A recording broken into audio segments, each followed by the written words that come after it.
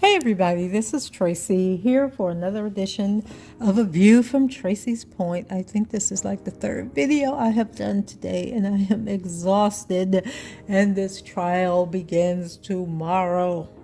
Okay, I don't know how I'm going to cover the trial because, as I told you guys, I am not going to invest in these transcripts for this trial because YouTube is demonetizing all of my videos and have done so for the past, oh my God, I feel like it's been 2 months now that I have been fighting with these people to get my monetization on these videos. So today was the final day of jury selection, and Judge Lennon Weber was determined that he was going to seat a jury. He was so determined that he was going to seat a jury today that he actually told those people to prepare for closing arguments this afternoon.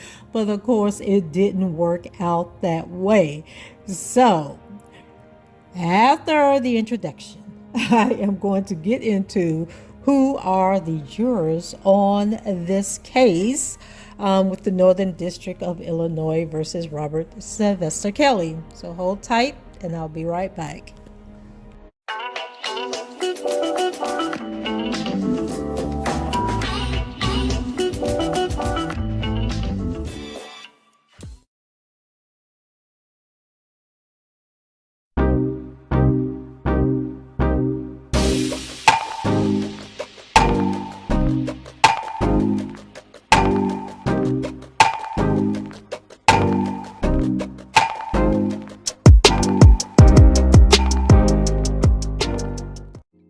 Okay, so I'm probably going to be all over the place because the reporters, quote unquote, the journalists, quote unquote, that was covering this jury selection, they didn't seem as interested today as they were yesterday. And so they were like all over the place. They were gone. Like they would make a post and then come back, hours later to follow up and then just throw a whole bunch of information. So today, I don't think I used the Megan chick.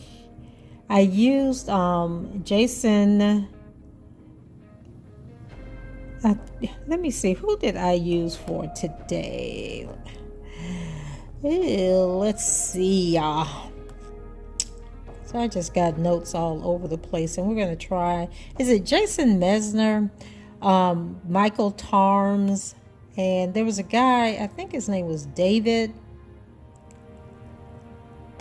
Burns, I believe his name was. But you guys know I just follow their Twitter accounts, and then they're supposed to be live tweeting, but they were just all over the place today. So we're just going to pick up with my first notes. Okay, David Burns was his name. Okay, let me get back up here. Okay, so I can't remember who wrote this, but it says, I think this might have been Jason Mesner's article from, at the end of the day.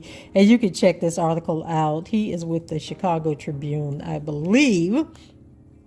So anyway, he starts off by saying, "Good morning from the Durskin U.S. Courthouse. It's day 2 of Kelly's second federal trial, and jury selection is set to resume. If all goes well, they might even impanel an actual jury today," which they did. Co-defendant Daryl McDavid's attorneys have filed a request to throw out the case altogether for pre-indictment delay. And if you haven't checked out that video already, it is up and live for you to get a look at it. But basically what they were saying in that indictment was that if the government wanted to charge Daryl McDavid in this case, they should have did so back in 2008 when they charged Mr. Kelly. That the fact that they waited until evidence has been destroyed and all this stuff, people, just a whole bunch of mess. And so they filed that motion. The judge, and like I said, I did a video on it, so I'm not going to go into detail, but they're basically saying that the government waited too late to charge Daryl McDavid in this case. And then Judge Lennon Weber said that, let's see, Judge Lennon Weber says if, and then the writer said, and that's a big if, they get enough jurors early enough in the day, opening statements could start this afternoon, which did not happen. And he claimed that he was being, quote unquote, we've been urged to move the case along. And so you guys might remember a few weeks ago when they decided that this case was going to start on August 15. There's several large cases that were vying for this big courtroom that they are in. And so one of those cases got pushed to October. And because this case is supposed to take 4 weeks, although the lawyer said it could take 6 weeks, Judge Lennon Weber wants to make sure that this case is over and done with by October 1st so that this other trial can start. And so he is just pushing things along, and it might come to bite him in the butt come appeals time. So it goes on to say a prospective juror from yesterday has just been dismissed after disclosing this morning that a non-blood related relative is a federal prosecutor. Now, child, how did you forget that? Because I'm sure you didn't talk to them about this case, and they probably told you, child, get off that case. You don't want to be on that case. And so that put them down to 33 prospective jurors who made the first cut. Because remember, they had got rid of about 60 of them on yesterday. So Lennon Weber defers ruling on McDavid's motion alleging prosecutors waited too long to bring charges.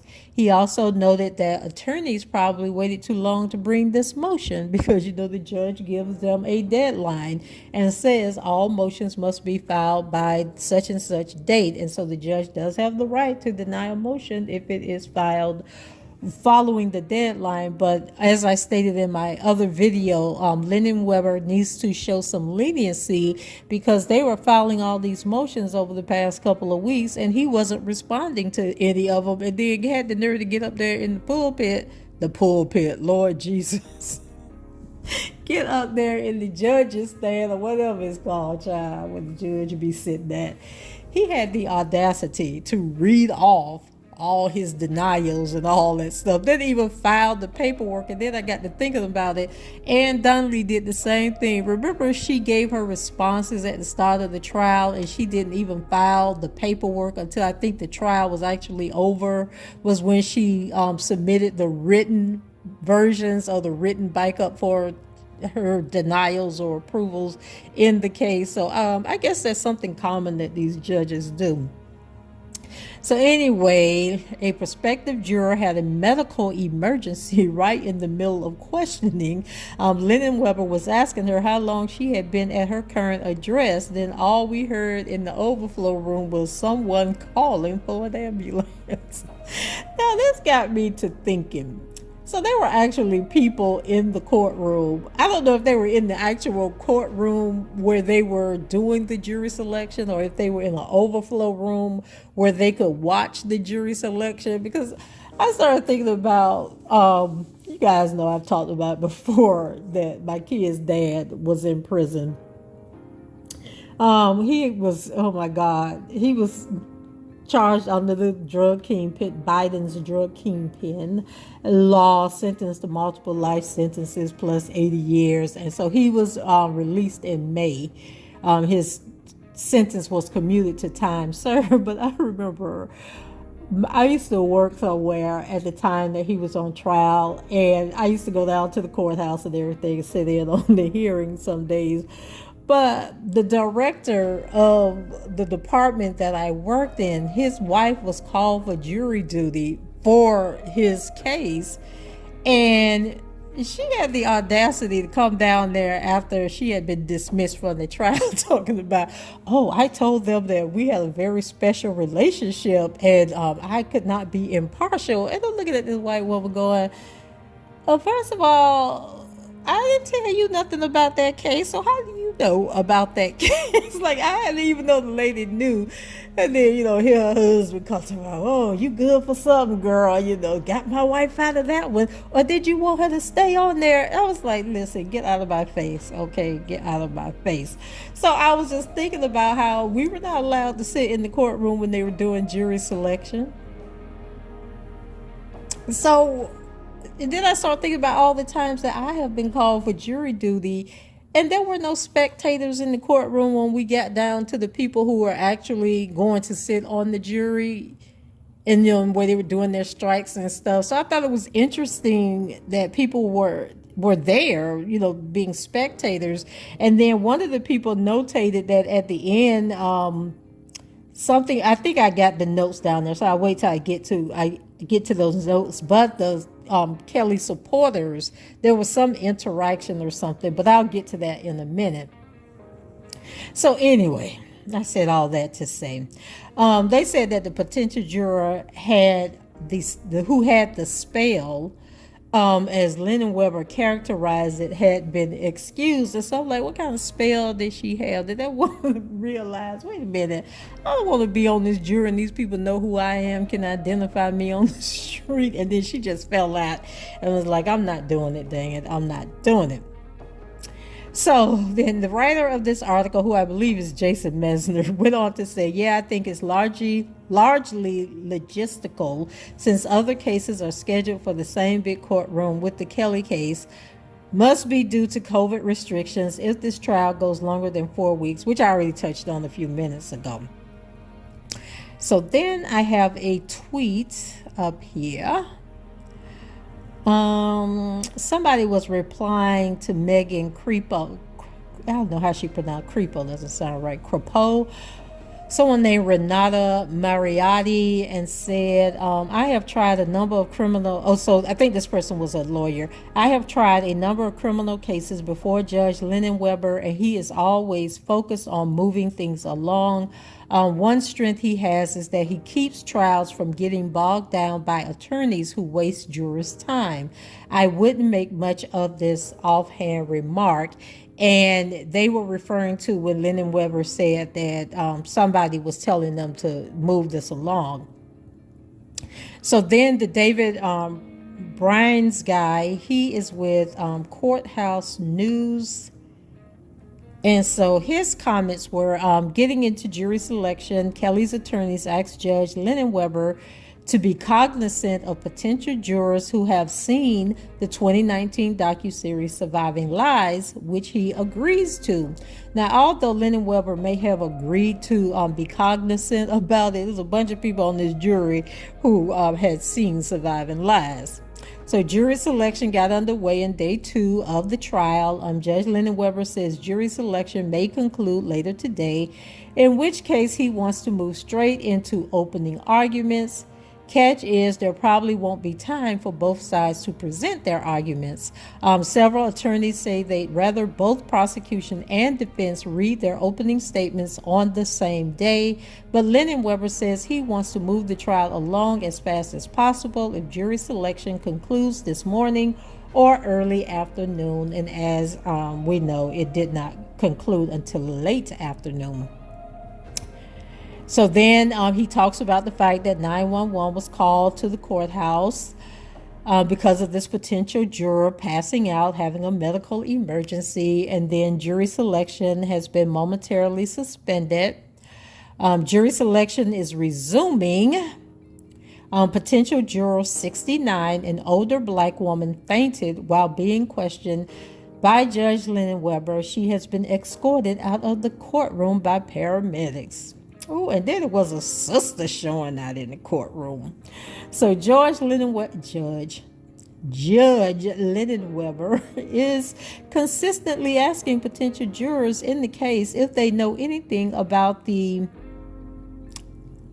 Me Too movement, on the concerns that those sympathetic or knowledgeable of the movement may be biased against Mr. Kelly.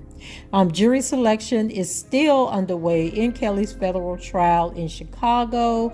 Since a 911 call this morning for a potential juror who fainted in court, the process has been slow and uneventful. Still, the judge in the case wants to begin opening arguments this afternoon if possible. So then he goes on to say, jury selection has resumed on federal trial in Chicago with potential juror number 96. At least 6 more jurors are needed for the panel, but presiding judge Harry Linen-Weber said the next 6 don't look so promising. So as he suggested, federal judge Linen-Weber has dismissed potential jurors 96 through 100 in the Kelly Chicago trial for reasons ranging from intense anxiety to political opposition to police and courts. One dismissed juror said that they also advocated for abolishing the IRS. Now, what that had to do with Mr. Kelly? So federal judge Harry Linen-Weber has announced that no opening statements will be read today in Kelly's Chicago trial. Linen-Weber had hoped to at least get to the prosecution's opening statement by this afternoon, but more time is needed to impanel the jury. So I think I was done with him, child. So then we went over to Michael Tarms, who I also used his tweets in yesterday's jury selection day 1. And something came on the news that caught my attention. Somebody locally, some person got fired.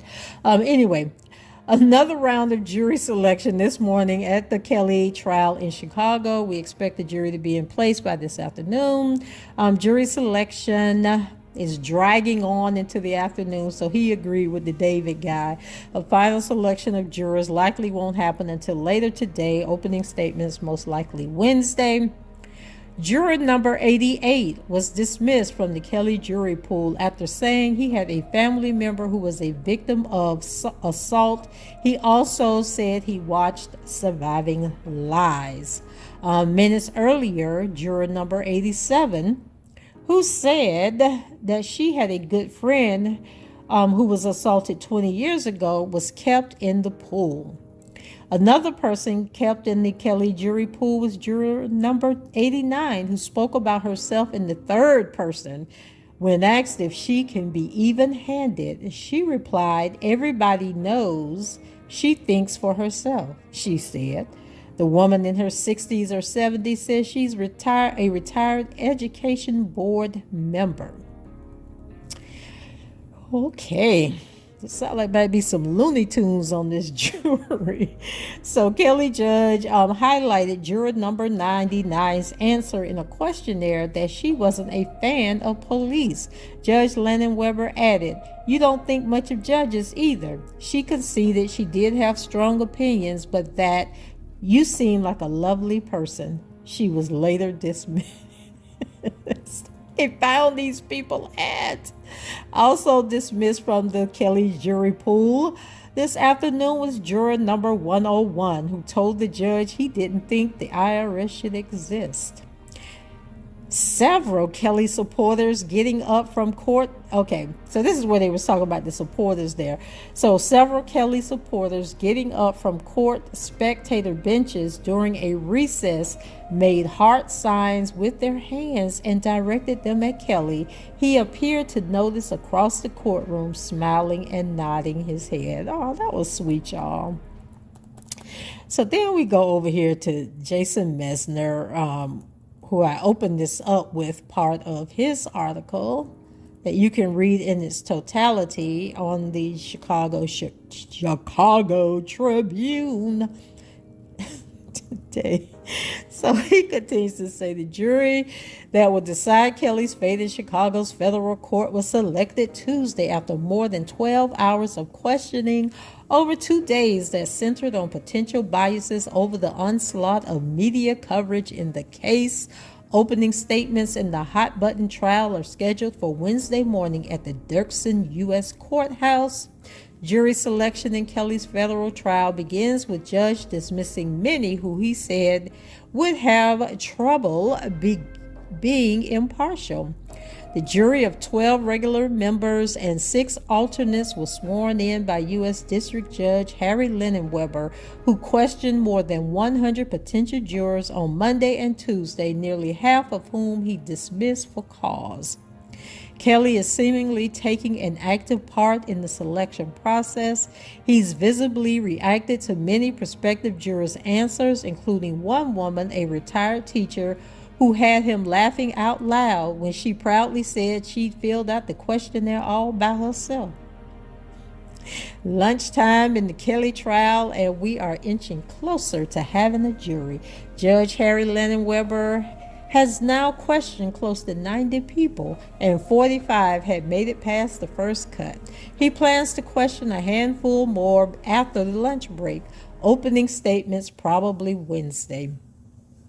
Linen-Weber wasn't kidding about those jurors not looking promising. He quickly dismissed all 6, including one guy who said the IRS should not exist.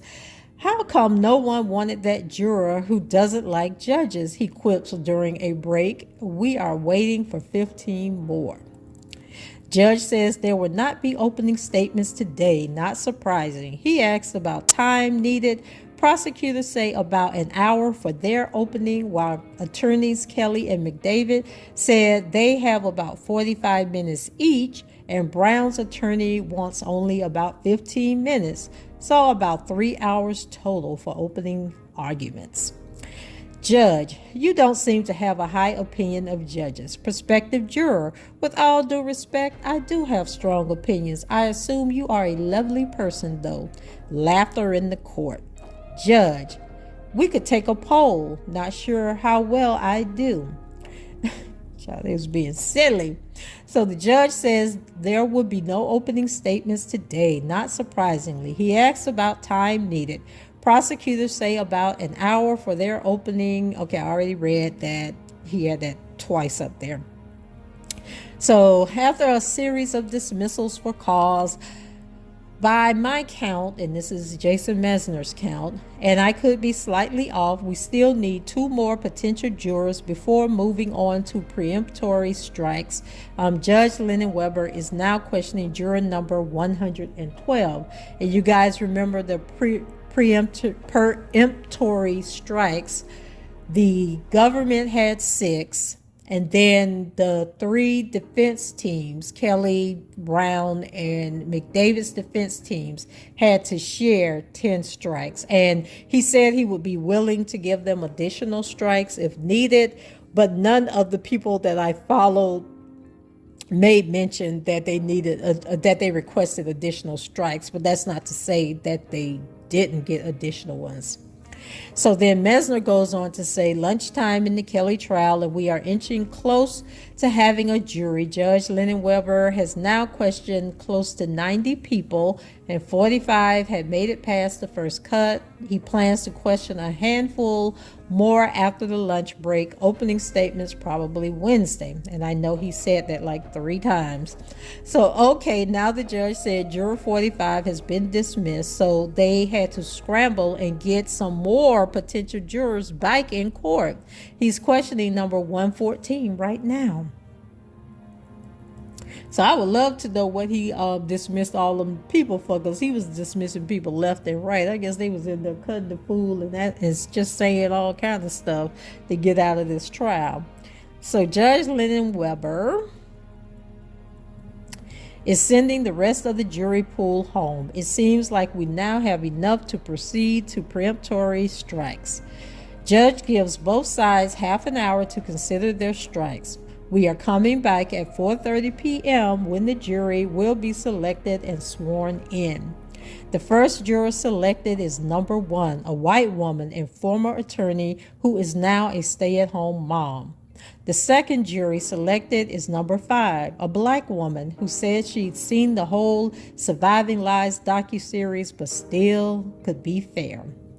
The third juror selected is number 7, a white man who said he'd not seen or heard anything about R. Kelly or this case. Okay, he must have been an old white man. He ain't heard nothing. Let's see.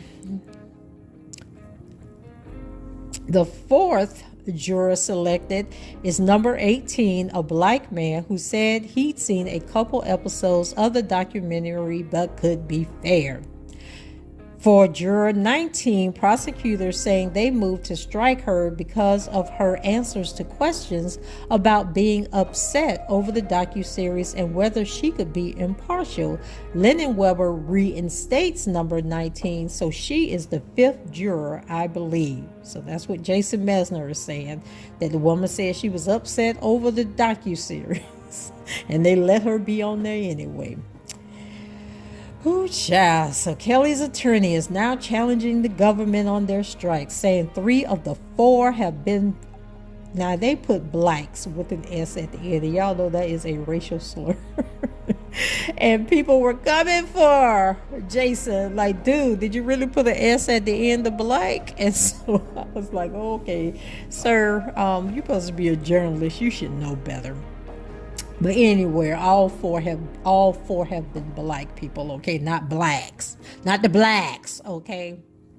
So prosecutors say they have other reasons for each request. One man was not forthcoming in his answers about a previous assault in his family. Another strike was inconsistent in her answers about what she's seen of Surviving Lies. The 6th juror is a white woman who said she had no preconceived notions about the case. The 7th juror is a white man who said he saw a commercial teaser for Surviving Lies but could be fair. The 8th juror selected, a white woman, said she had seen headlines about the accusations against Kelly but could be fair. The 9th juror is a black woman who said she'd heard about the documentary through TV ads but never watched it. The 10th juror is a white woman whose children are both lawyers. Now, you know they're going to be helping her out through this, right? So she going to go home every day after court is out and call up her kids, probably going to invite them over for dinner if they live in Chicago. And she going to be like, now, child, they said this, they said that. As a matter of fact, if her kids are in Chicago, they're going to be sitting right there in that courtroom listening to this case. And then they're going to go home and have dinner and discuss and explain to their mama how she should interpret what happened in court that day. That's what I'm saying is going to happen. That don't mean it's going to happen, but that's what I say is going to happen. Let's see. What else do we have? Kelly's lawyers renewing their race challenge on another government strike. And a race challenge means that you think that the government is striking a person, or the other party is striking a person based on race. Race is the only reason. And so you can challenge that, because it's like you're trying to build a jury that is not representative, okay? That's not a true juror of their peers, which no jury is ever a true jury of your peers. You know, because some people, like if you're a black person, you may not have any white peers. You might only see white folks when you go to work. And some people work for black-owned businesses. Some people don't work at all and may never see white people. So that wouldn't be a jury of their peers. And then that's vice versa, same with white people and having black peers. So that's what a race challenge is. So juror number 49, a black man who indicated his family was invested, quote unquote, in the Surviving Lies series. Prosecutors say he was inconsistent. The juror also disclosed his ex-girlfriend and friend had been victims of assaults, according to the prosecution. Bonjean wins her challenge, so juror 49 becomes the 11th member of the jury. So there was a little discussion. One person, Stephen Greenberg, does that name sound familiar? R. Kelly's former attorney. He wrote, aren't these reasons from the government reasons why they would want the jury? So yeah, he stays. So I guess Greenberg is saying that the government should want him because he was invested. And somebody asked, what did invested mean? So I think in the context of how I'm reading this, I wasn't in the courtroom, but just from reading this, invested in this way means that they were determined they were going to watch that show. When they started watching it, they wanted to see the outcome, so they made plans to make sure they watched all the episodes, probably had discussions afterwards about the episodes. And for some reason, Bunjin wanted that man on that trial, and I hope on the jury, so I hope that doesn't come back and bite her in the butt. And then somebody else wrote, why would the defense fight for him? And then someone named Pamela Jones wrote exactly and gave, the 100 emoji. So another challenge by Bunjin on a government strike proposal, this time on juror number 67, a Black woman who is a retired administrative assistant for an insurance company who says she saw the very beginning of the documentary but could be fair to Kelly. Lennon Weber waives the challenge, so number 67 is now the 12th juror. So the final makeup of Kelly's regular juror, the people that will actually decide on the case, is 4 white women, 4 Black women, 2 white men, and 2 Black men. The judge is calling them in now to be sworn. Now, on to the 6 alternates. The first is number 71, a white female who works for a law firm in marketing. Alternate number 3. Okay, what happened to alternate number 2? Okay, second alternate is a white man who has not seen Surviving Lies but knew of it. Alternate number 3 is a female, white, 60s, had a friend who was assaulted years ago but said it would not affect her decision. Alternate number 4 and 5 are both Black women. The 6th and final alternate is a white woman. Okay, so there's only one man. Okay, only one male alternate. And then there was an update. One of the women selected for, I think I may have read, somebody else might have posted this also, that one of the women selected for the jury says she thinks she'd seen every episode of Surviving Lies, but could be fair, a comment that prompted some audible snickers from Kelly supporters in the courtroom on Monday. And I think she was a Black woman. Did I say she was a Black woman? Have I gotten to that part where she turned out to be a Black woman? Okay, so then I think this was the completion of Mesner's article. The makeup of the regular, okay, I said about the regular jury. Another female juror, a retiree whose 2 children are lawyers, said during questioning that she'd never seen the high-profile docuseries Surviving Lies, but that her brother had told her if she watched it, she'd probably get kicked off the jury. Well, sis, it didn't work for you, now did it, okay? Because they put you on the jury. Let's see. Many of those on the panel said they'd heard of Kelly and the accusations against him before, but could remain fair. Some even said they'd seen parts of Surviving Lies, but had formed no opinion about Kelly himself. One of the Black women selected for the jury said she thinks she'd seen all 12 episodes of the series, but insisted it would not affect her ability to be fair, a comment that prompted some audible snickers from a few Kelly supporters watching from the courtroom gallery on Monday. The final panel was selected after prosecutors and attorneys for Kelly and his 2 co-defendants used their preemptory strikes to further pare down the jury pool. Things got testy when Kelly's lead attorney, Jennifer Bogin, successfully challenged 3 of the prosecution's strikes of Black jurors, alleging they were based solely on race. She said prosecutors were displaying a pattern against Black jurors that was quite disturbing, though Assistant U.S. Attorney Janice Appington said they had reasons to remove the juries unrelated to race. The panelists were sworn in just before 6 p.m.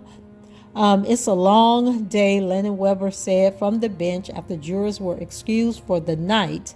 Have a nice evening. I'm going to have a martini in a short while. Then it goes on to talk about what the case is going to be about. The trial is expected to last 4 weeks. A total of 41 potential jurors were questioned Tuesday. Among those excused, okay, we already talked about the lady fainting. Yeah, I think he pretty much just repeats a lot of what was said on his Twitter.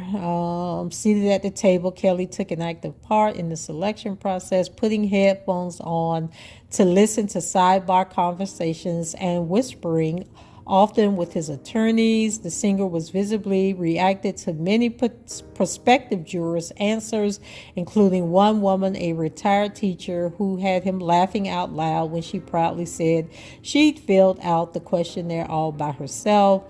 Attorneys for McDavid, meanwhile, we talked about filing the motion. Let's see. Federal authorities have known about the trial, blah, blah, blah. Let's see. Anything else in here? I think that pretty much covers everything. I think that pretty much. The majority of jurors who were dismissed for cause by the judge said they would have trouble being fair to Kelly due to what they already knew about the case. Others have claimed medical issues or other hardships would make it difficult to serve for such a lengthy period. Some judges faced with a prospective juror who is iffy about their neutrality will try to rehabilitate them, reminding them of their civic duty to be fair and asking pointedly if they can fulfill that obligation. But Lennon Weber dismissed everyone who expressed even the tiniest doubts about their impartiality, which was good. For the record, nearly every single preemptory strike by the defense in the Kelly regular jury makeup was of a white person. Mesner says that he counted 12. Okay. They also moved to strike one Asian woman and one black woman. The trial is Kelly's first criminal case to go before a jury in his hometown since his stunning acquittal 14 years ago in Cook County. And then they talk about if found guilty on the 13 counts, some of the counts carry a mandatory minimum of 10 years if convicted, while others have ranges from 5 years to 20 years. Prosecutors are also seeking a personal money forfeiture of $1.5 million from Kelly. And then regardless of the outcome, he's still facing the 30-year prison sentence in New York, which he is appealing both the jury's verdict and the sentence in that case. So guys, that's it for me. Okay, so we have a jury and opening arguments begin in the morning, and I'll see what I can scour up and get to you guys. Okay, so go ahead, leave your comments below, rate the video, and subscribe to the channel if you haven't done so already. And until the next time, I shall talk to you guys later. Bye bye.